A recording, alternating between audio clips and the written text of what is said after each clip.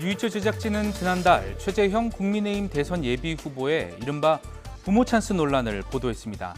당시 최 후보가 강남 아파트 매입 자금으로 첫째 딸에게 4억 원을 지원하고 둘째 딸에게는 목동 아파트를 헐값에 임대해 줬다는 의혹입니다. 최 후보 측은 당시 큰딸에게서 원금 일부인 8천만 원을 상환 돌려받았고 2.75%의 이자도 매달 받고 있다고 해명했는데요. 하지만 상환받았다는 원금 일부와 이자 수익이 이 최 후보 재산 공개에 반영되지 않았다는 지적도 있었습니다. 원금 일부를 상환받았다라고 하는 것도 재산 신고의 내역하고 아직도 일치하지가 않습니다. 가장 최근에 재산 신고했던 내역을 보면은 원금 일부 상환이 반영이 안 돼 있거든요. 그래서 사후적인 변명이 아닌지에 대해서 좀 증빙 자료를 가지고 명확하게 소명할 필요가 있다고 생각을 하고요. 한 달이 지난 현재 최 후보에게 소득세 탈루 의혹이 새로 제기됐습니다. 딸로부터 받았다는 이자에 대한 소득세를 내지 않았다는 지적입니다.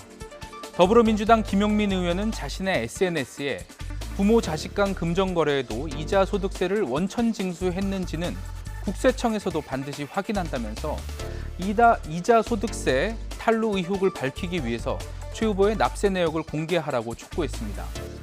상황이 번지자 최 후보의 첫째 딸이 최 후보 가족이 운영하는 SNS 계정에 사과문을 올렸습니다. 어머니께 돈을 빌려 이자를 지급하면서 원천 징수를 해야 했지만 자신의 불찰로 거기까지 신경 쓰지 못했다는 내용입니다.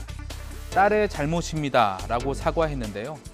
최 후보 측도 딸이 보낸 이자가 과세 대상인 줄 모르고 있다가 출마 전에 알게 돼 세무서에 신고했다면서 이 납부 고지서가 최근에 도착해서 공휴일이 끝나면 바로 420여만 원을 납부할 계획이라고 해명했습니다. 현행법상 소득세 미납은 처벌 대상입니다. 때문에 30년 넘게 판사 생활을 한 최 후보가 세법을 몰랐다고 해명하는 게 더욱 문제라는 지적이 나옵니다. 또 반면 뒤늦게라도 세무서에 자진 신고한 것은 바람직하다는 반응도 있었습니다. 뉴스가 있는 저녁 양시창입니다.